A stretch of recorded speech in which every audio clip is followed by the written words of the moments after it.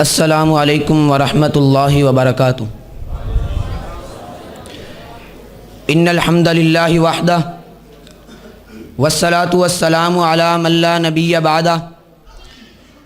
اما بعد اعوذ باللہ من الشیطان الرجیم، بسم اللہ الرحمن الرحیم۔ یا ایہا الذین آمنوا لا تقدموا بین یدی اللہ ورسولہ واتقوا اللہ ان اللہ سمیع علیم۔ شوق و نیاز و عجز کے سانچے میں ڈھل کے آ، یہ کوچائے حبیب ہے پلکوں پہ چل کے آ۔ امت کے اولیاء بھی ہیں ادب سے دم بخود، یہ بارگاہ سرور دی ہے سنبھل کے آ۔ ارباب علم و دانش، آج کے اس مقدس ایوان میں اگر میں اپنے تخیلات کو الفاظ کی حدود و قیود میں بند کر کے آپ کی نظر کروں تو میرا آج کا موضوع کچھ یوں ہے: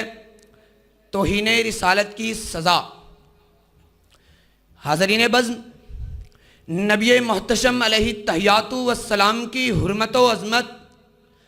ایک مسلمان کے ایمان کا بنیادی جز ہے۔ میرے نبی کی عظمت، جس کے ذکر جمیل کو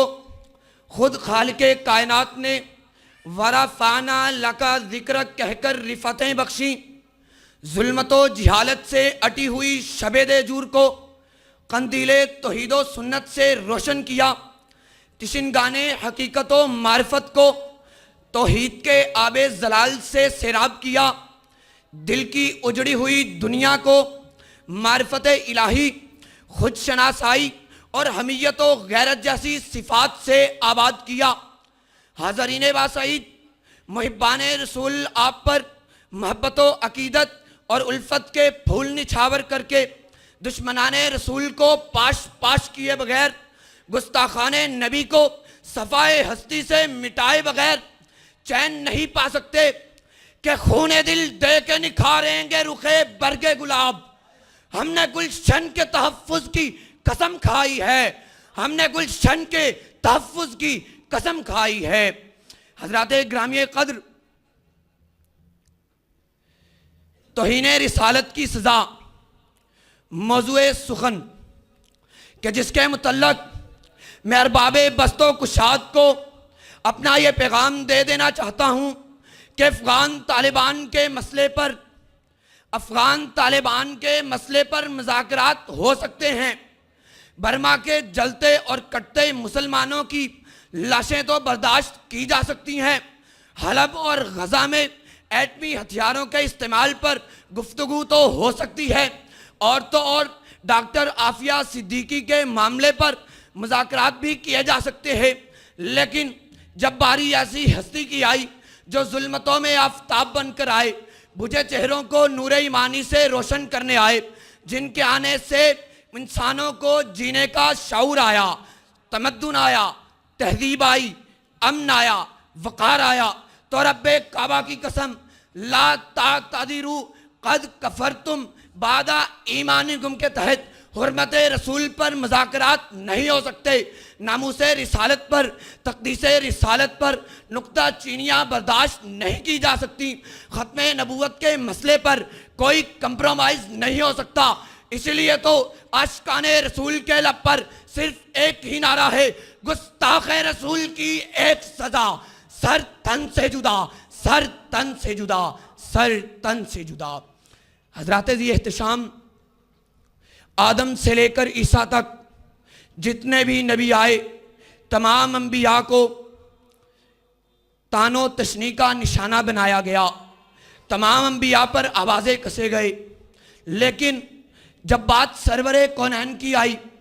امام الانبیاء، امام الہدا، احمد مجتبیٰ محمد مصطفیٰ کی آئی، تو اللہ نے واضح الفاظ میں فرمایا: اِنَّا کَفَيْنَاكَ الْمُسْتَهْزِئِينَ، اور ایک مقام پر اِنَّ شَانِئَكَ هُوَ الْأَبْتَرُ کہہ کر تسلی دے دی، اور اس کے تحت جب ابو لہب نے انگلی اٹھائی تو اللہ نے تبت یدا ابی لہب و تب کہہ کر قیامت تک آنے والے لوگوں کے لیے نشان عبرت بنا کر پیش کر دیا۔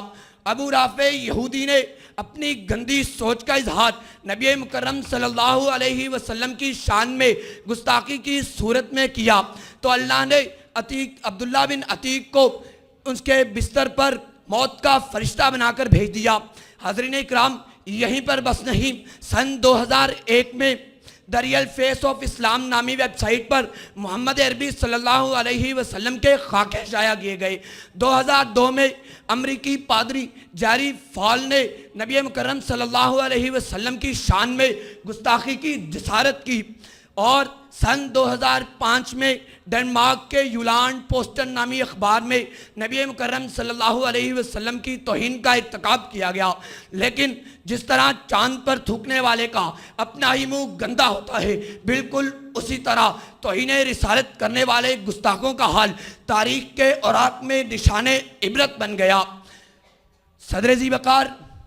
آج کی اس پروقار بزم میں غازیان اسلام کی داستانیں میں کیا رقم کروں گا۔ اگر اس موضوع پر بات کرنا تھی تو اے کاش کہ آپ ایک دعوت نامہ اس بوڑھے باپ کو بھیج دیتے کہ جس کے غازی ممتاز قادری کو اسی اسلامی جمہوریہ پاکستان نے تختہ دار پر لٹکا دیا گیا۔ اے کاش کہ آپ ایک دعوت نامہ ہینڈرک بروڈر کو واصل جہنم کرنے والے عامر چیمہ کی والدہ کو بھیج دیتے کہ جسے برلن کی جیل میں جام شہادت نوش کرنا پڑا۔ لیکن اے کاش کہ وہ یہاں آتے اور اس بزم میں داستان نبی کی ایسی تاریخ رقم کرتے کہ ہم تیغ ہے خالد کی اور تلوار ہے حیدر کی، چمکیں گے فضاؤں میں، کفر کو مٹا دیں گے، معاویہ کے بیٹے ہیں ہم اور اسلام کا لشکر ہے، ہم بھولا سبق کیساریہ کو یاد دلا دیں گے، اسلام بچایا تھا اسلام بچا لیں گے، اسلام بچایا تھا اسلام بچا لیں گے۔ والسلام۔